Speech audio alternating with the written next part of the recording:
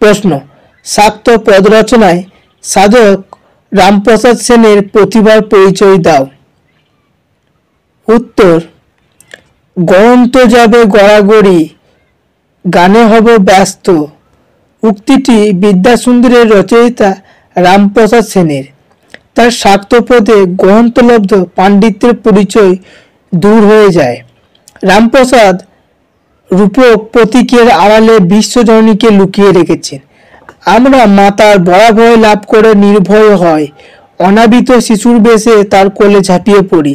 সাধক কবি আমাদের জন্য এই আশ্বাস ও সান্ত্বনা তার গানে সঞ্চিত করে রেখেছেন।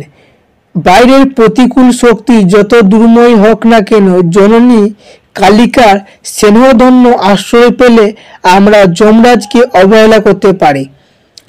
রামপ্রসাদ অন্ধকারের মধ্যে আশার বতিকা জ্বেলেছেন। তিনি শুধু কবি বা গায়ক মাত্র নন, মানুষের তাপ দগ্ধ জীবনে তিনি স্নেহের প্রলেপ দিয়েছেন। মাতৃত্বের তিনি অন্যতম শ্রেষ্ঠ পূজারী।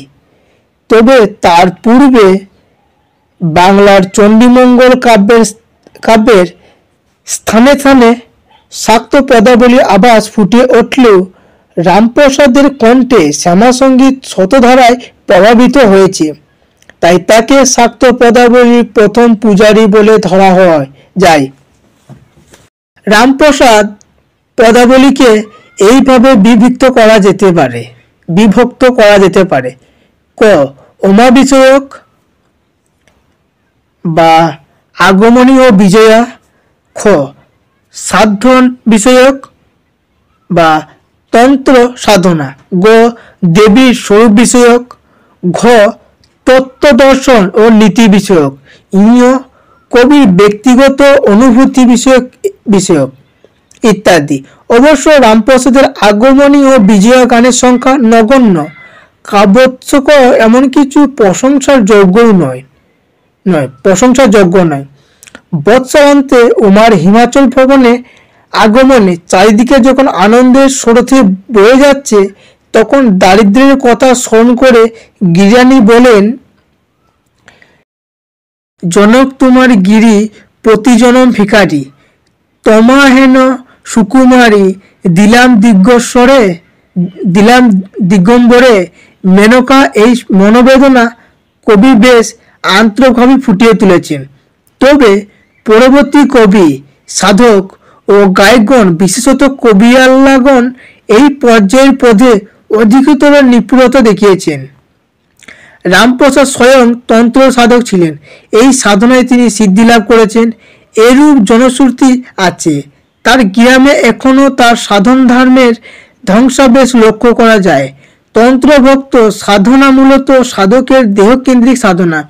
কবি বহু পদে এই সমস্ত তত্ত্বকথা বলেছেন। তীর্থগমন মিথ্যা ভ্রমণ, মন চটায়ন করোনারে, ও মন ত্রিবেণীর পাটেতে বেশে শীতল হবে অন্তপুরে। ইরা পিঙ্গলা নামা সুষুমা মনোরমা, তার মধ্যে গাথা শ্যামা গ্রন্থ সনাতনী উমা।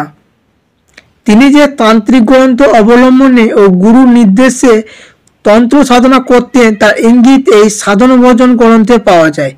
এই পথের প্রতীকের নিকট তার তাৎপর্য বিশেষ মূল্যবান হলেও সাহিত্যের ইতিহাসে ও কাব্যরস বিচারে এর বিশেষ মূল্য আছে বলে মনে হয় না। কেবল যেখানে সাধনতত্ত্ব কথা কবির ব্যক্তিগত অনুভূতিকে স্পর্শ করছে, সেখানে কিঞ্চিত শিল্পীরসের উদ্ভব হয়েছে। কালীপদ্মবনে হংস শোনে হংসীরূপে করে রমণ, তারে মূলাধারে সহস্বরে সদাযোগী করে মনন। তখন তার তত্ত্বকথা বিচিত্র রূপরস সৃষ্টিতে সার্থক হয়ে ওঠে। রামপ্রসাদ তার কোন কোন পদে দেবীর স্বরূপ উন্মেষণ করতে গিয়েছেন। সন্তান যেমন মাকে খুঁজে বেড়ায়, তিনিও তেমনি নানাভাবে সন্ধান করেছেন। কবি কখনো ও কালিকার রণরঙ্গিনী মূর্তি দেখে স্বতন্ত্র হয়ে প্রশ্ন করেছেন, ঢলিয়ে ঢলিয়ে কে আসে গলিত চিকুর আবেশে, অসুর যুদ্ধে কালিকার কালো অঙ্গে রাঙা রক্ত লেগেছে। কবি দেখেছেন কবি দেখছেন কালিন্দীর জলে কিংসুক ভাসে। এ বর্ণনা সংযত, গম্ভীর এবং বিষয়বস্তু সম্পূর্ণ উপযুক্ত। শেষ পর্যন্ত কবি বলেছেন, ব্রহ্মময়ী রে, করুণাময়ী রে, বল জননী। কবি দেখেন সমস্ত ভুবন জুড়ে খ্যাপা মায়ের খেলা চলছে। এসব খ্যাপা মায়ের খেলা।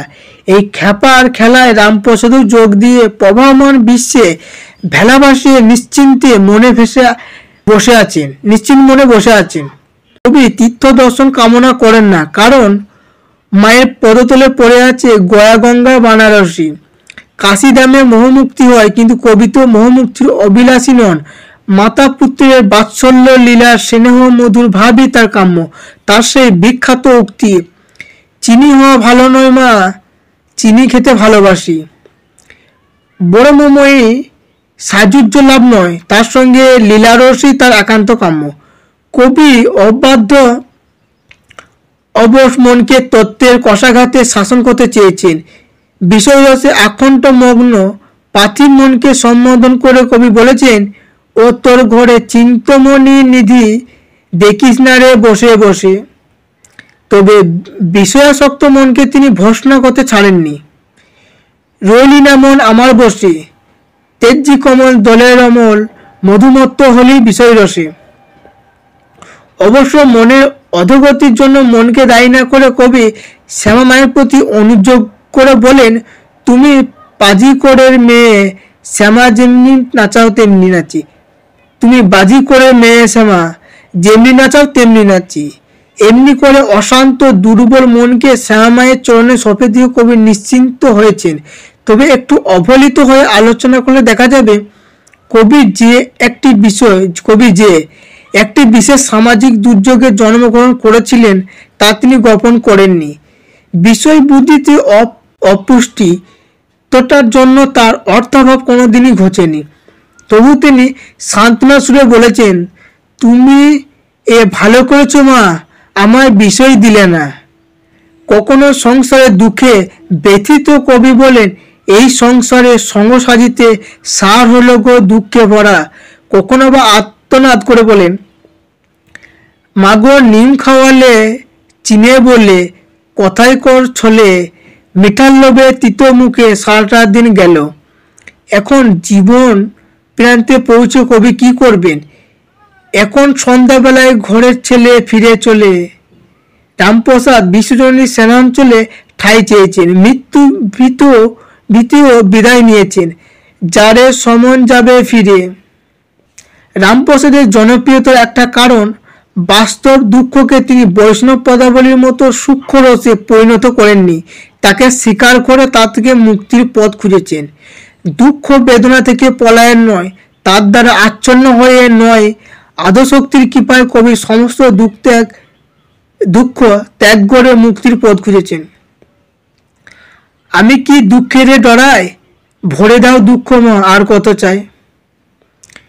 কবি দুঃখের আঘাতে আরও নিবিড় করে জননীকে চিনে নিয়েছেন। এজন্যই দুঃখকে নিয়ে তার এত বড়াই। শ্যামার দেওয়া দুঃখ তাকে অগ্নিশুদ্ধ স্বর্ণের মতো বিশুদ্ধি দান করেছে। কবি দেখিয়েছেন, দুঃখ থেকে একমাত্র পরিত্রাণের পথ শ্যামার চরণে আশ্রয় গ্রহণ। বাঙালি এক কথায় বড় সান্ত্বনা পেয়েছিল। তাই তার গানের মধ্যে দুঃখ বেদনার কথা থাকলেও সেই দুঃখ বেদনা অতিক্রম করে চিদানন্দময় লোককে উত্তরণ কবির একমাত্র লক্ষ্য। সাধারণ গৃহী মানুষ এ থেকে আশার আলো লাভ করেছে, মুমুক্ষু এ থেকে মোক্ষের প্রার্থনা লাভ করেছে। লীলারসিক এই সমস্ত গানে মাতা পুত্রের বাৎসল্য রসের সম্পর্ক দেখে তৃপ্তি লাভ করেছে। এই জন্য বাঙালি জাতির হৃদয়ের সঙ্গে রামপ্রসাদের পদাবলী জড়িয়ে গেছে। রামপ্রসাদের রচনারীতি সম্পর্কে বলা যায় যে, তার বিভিন্ন পদের অনেক স্থলে অলঙ্কৃত বাকরীতি থাকলেও কবি সাদা সুরে সহজ ভাষায় অধিকাংশ গান রচনা করেছিলেন। সাধারণ মানুষের অভিজ্ঞতায় তার একমাত্র অবলম্বন। দৈনন্দিন জীবিকার প্রতীকী তার তত্ত্বকথার বাহন হয়েছে। যখন তিনি প্রশ্ন করেন, বলো দেখি ভাই কি হয় মলে, এই বাদানুবাদ করে সকলে, উত্তর তিনি নিজেই দিয়েছেন। প্রসাদ বলে যা ছিল রে তাই হবি রে নিদানকালে, যেমন জলে বিম্ব জলে উদয়, জল হয়েছে নেশাই জলে। এই সহজ উপমা রূপককে তিনি যেভাবে তত্ত্বকথার নির্দেশ দান করেছেন, তাতে তার কবিত্বের বিশেষ প্রশংসা করতে হয়। অবশ্য বৈষ্ণব পদাকারের মতো ভাষা, ছন্দের ঝংকার এবং কল্পনার সূক্ষ্মতা তার রচনায় ততটা পাওয়া যায় না। অবশ্য এ শুধু তার একার ত্রুটি নয়, সমস্ত শাক্ত পদাবলীরই এটা একটা সাধারণ লক্ষণ। কবিগণ মূলত সাধক ছিলেন বলেই তত্ত্বের দিকে অধিক গুরুত্ব আরোপ করেছেন, ফলে কাব্যকলার কিছুটা খর্বতা ঘটেছে। রামপ্রসাদ সম্পর্কে সে কথা আংশিক সত্য। তার কয়েকটি পদের রচনা কৌশল, সংযুক্ত বাকমূর্তি ও ভাবাবেগে অতি প্রশংসনীয় মনে হলেও বহু স্থলেই পদগুলি নিতান্ত গতানুগতিক, কৃত্রিম ও রসবর্জিত হয়েছে। তথাপি এই পদে তাপ জর্জর মানুষের সান্ত্বনার বাণী আছে বলে এর কাব্যমূল্য যেমন হোক না কেন, বাঙালি মানুষের বিশেষ প্রভাব ও চিরকালীন আবেদনকে অস্বীকার করা যায় না। ভিডিওটি ভালো লাগলে লাইক করবে, তোমার কোনো কিছু জিজ্ঞাসা তাহলে কমেন্ট করবে, এবং এই ধরনের ভিডিও পাওয়ার জন্য চ্যানেলটিকে সাবস্ক্রাইব করে পাশে থাকা বেল আইকনটিতে ক্লিক করে দেবে।